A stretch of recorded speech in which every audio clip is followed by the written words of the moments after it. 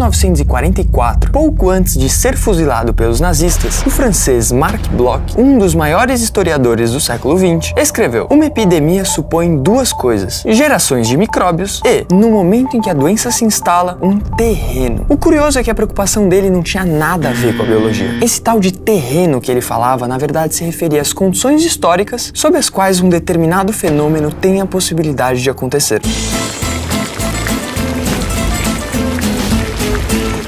A ascensão do nazismo e de seu líder Adolf Hitler, um pintor frustrado na juventude e um ex-soldado do exército alemão durante a Primeira Guerra Mundial, é um desses fenômenos que não se pode explicar sem recorrer às condições históricas daquele momento. Mas antes disso, vamos falar um pouco sobre esse sinistro personagem. Não se sabe muito sobre as origens familiares de Adolf Hitler, e o pior é que ler a sua autobiografia também não ajuda muito a conhecê-las, já que nela foi construída uma imagem de sua infância condizente com a posição de líder nacionalista que ele aspirava. Então fica difícil saber se o que está escrito ali é verdade ou apenas a fantasia de um lunático ambicioso. Sabe-se, no entanto, que Hitler nasceu em 1889 numa cidadezinha no norte da Áustria. Sim, Hitler não era alemão. Filho de um funcionário público e de sua empregada, que por sinal também era prima do pai dele, Hitler vinha de uma família provinciana e relativamente pobre. Após a morte de seus pais, o jovem Hitler, na época com 19 anos, se mudou para Viena, onde tentou a sorte como artista. Porém, o seu sonho foi por água abaixo quando a Academia de Belas Artes da cidade rejeitou ele como aluno. Sem muita saída, Hitler começou a vender a sua arte nas ruas da capital.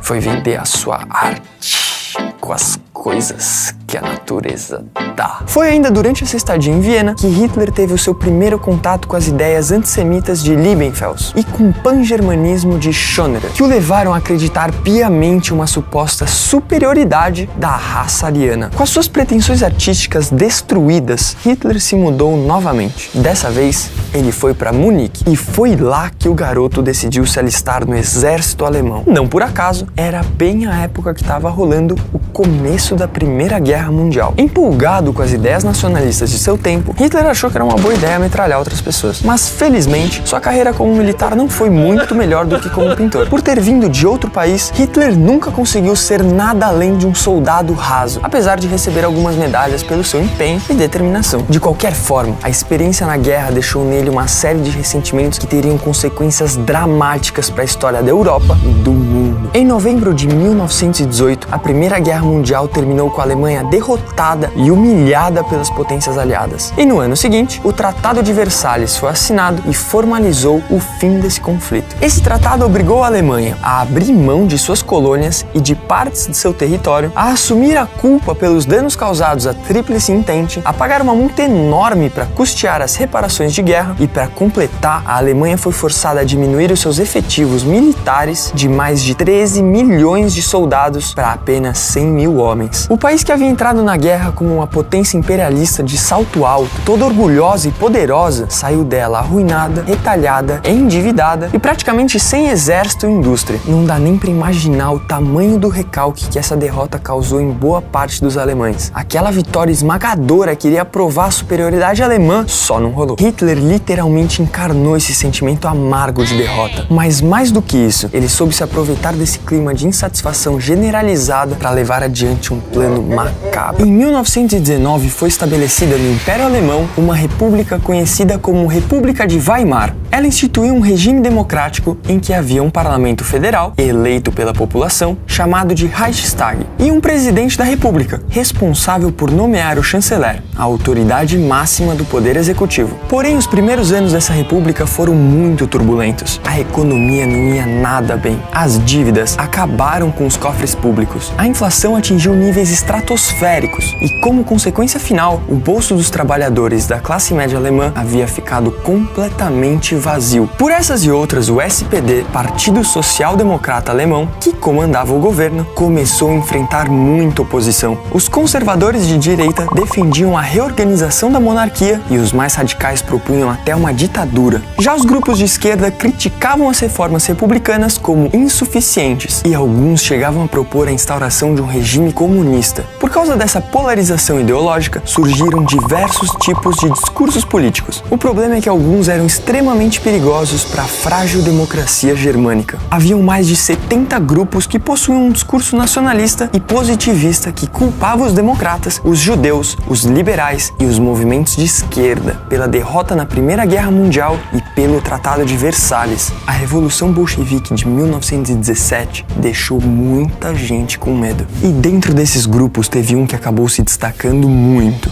Em 5 de janeiro de 1919, na Baviera, foi fundado o Partido Trabalhador Alemão. Em setembro do mesmo ano, nosso sinistro Hitler se filiou ao partido. E ainda nesse ano de 1919, ele chegou a se tornar o principal orador do grupo. Em 1920, eles adotaram o nome Partido Nacional Socialista dos Trabalhadores Alemães, NSDAP, e definiram as diretrizes ideológicas que seriam adotadas. O antissemitismo, os caras queriam que os judeus fossem eliminados dos cargos políticos, da imprensa e que ainda fosse criada uma legislação específica para eles. Legislação essa que os reduziria a menos do que estrangeiros. O extremo nacionalismo, a crítica ao capitalismo internacional e a criação de um forte poderio militar. Formaram o alicerce do partido de Adolf Hitler. Também no ano de 1920 foi fundada a SA, a Polícia Paramilitar Nazista, que alguns anos mais tarde daria lugar à temida SS. Inicialmente, os nazistas concentravam-se na cidade de Munique e contavam com um número relativamente pequeno de adeptos, que vinham dos setores mais extremistas da direita alemã, movidos pelo ódio antissemita e pelo fanatismo nacionalista. Em apenas 3 anos, o partido cresceu de uma forma expressiva, chegando a uma soma de 55 mil filiados, sendo que grande parte desse número fazia parte da camada influente no governo, no exército e na alta burguesia. Mas por que isso? Poderíamos dizer que foi o discurso radical contra os judeus, que foi a capacidade retórica de Hitler, ou até mesmo a incorporação de grupos paramilitares por conta de relações privilegiadas com o exército. Só que a real é essa. Assim como na Itália de Mussolini, os ideais do Partido Nacional Socialista dos Trabalhadores Alemães preencheram um vácuo político. Hitler soube explorar os medos perante o capitalismo numa era de depressão pós-guerra, o crescimento de uma esquerda mais militante e um sentimento de humilhação nacional resultante do final da Primeira Guerra Mundial.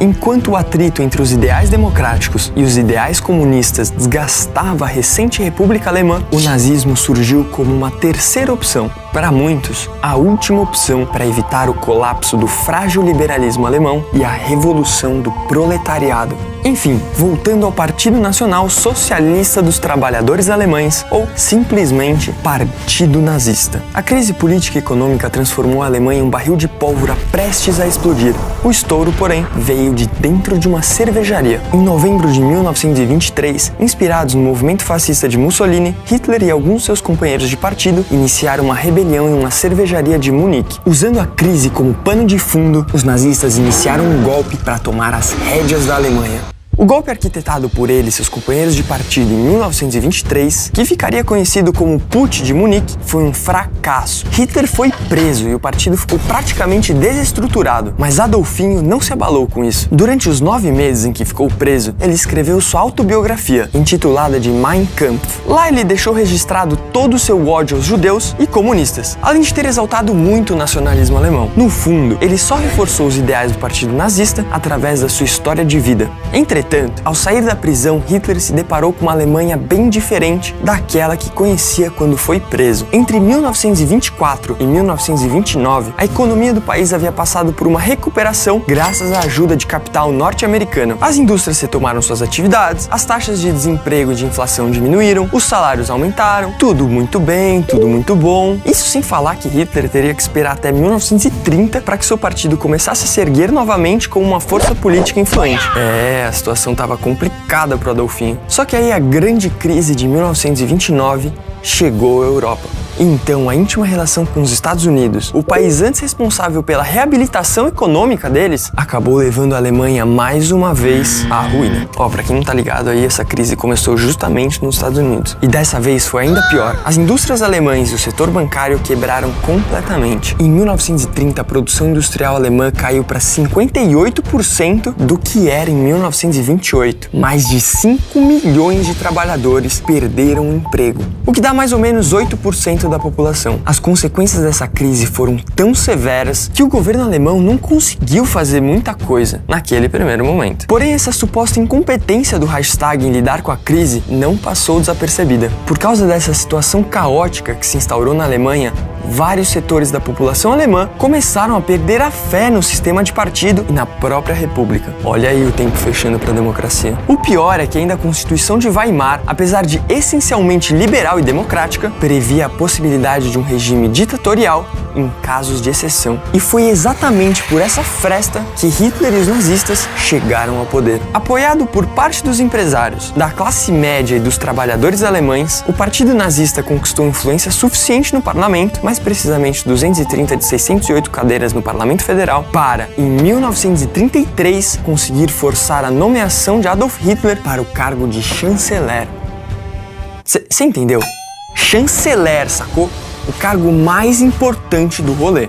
Aqui jaz a democracia. Inscreva-se no canal. Dá uma olhada no que aconteceu depois. Os partidos da oposição foram imediatamente colocados na ilegalidade. Os nazistas abriram o primeiro campo de concentração em Dachau. No começo ele era para abrigar os prisioneiros políticos, só que aí ele digievoluiu para uma casa de assassinato de artistas, intelectuais, ciganos, pessoas deficientes, homossexuais e principalmente judeus. Hitler se apropriou também da presidência da República e se tornou o único chefe de Estado do país, o Führer. A chegada de Hitler no poder inaugurou o chamado Terceiro Reich, um dos períodos mais tenebrosos da história recente da Europa. Uma vez com o poder consolidado, os nazistas colocaram toda a sua atenção em acabar com o Tratado de Versalhes e restaurar a glória do Império Alemão. Vou ser bem sincero com vocês. Teve um pessoal lá que achou isso bem da hora. Alegando que o Tratado de Versalhes havia separado alemães de alemães, com a criação de estados como a Áustria e a Tchecoslováquia, e que toda nação, quando chega a certo patamar de desenvolvimento, precisa conquistar territórios menos desenvolvidos, teoria do espaço vital lá do Hatzel, eles finalmente começaram o expansionismo alemão. Reocuparam a Renânia em 1936, anexaram a Áustria em 1938, invadiram a Tchecoslováquia em 1939 e, em 1º de setembro de 1939, foram para cima da Polônia. Entretanto, esse último movimento fez com que a Inglaterra e a França declarassem guerra à Alemanha, começando assim a Segunda Guerra Mundial. Só vou fazer uma última consideração aqui. Tenham em mente que Hitler não agiu sozinho. Suas ordens contaram com o apoio, a obediência ou mesmo a indiferença de muita gente. Antes de tudo, Hitler foi um dos produtos mais sombrios de uma Alemanha, de uma Europa e de valores sociais em crise. Se inscreve aí no canal. Inscreva-se. Inscreva-se. Inscreva-se. Inscreva-se. Inscreva-se. Inscreva-se. Inscreva-se. Se vocês gostaram dessa série, se inscrevam no canal que a gente ainda vai fazer muitas outras. Se vocês não gostaram dessa série, se inscrevam no canal para poder ver a gente fazer outras séries que vocês não gostaram ou de repente, assim, por um acaso ou não, a gente vai melhorar e você vai acabar gostando. Dito isso, deixa o seu like, deixa o seu comentário dizendo o que você gostou, o que você não gostou pra gente poder melhorar e é nóis. Um abraço e até a próxima.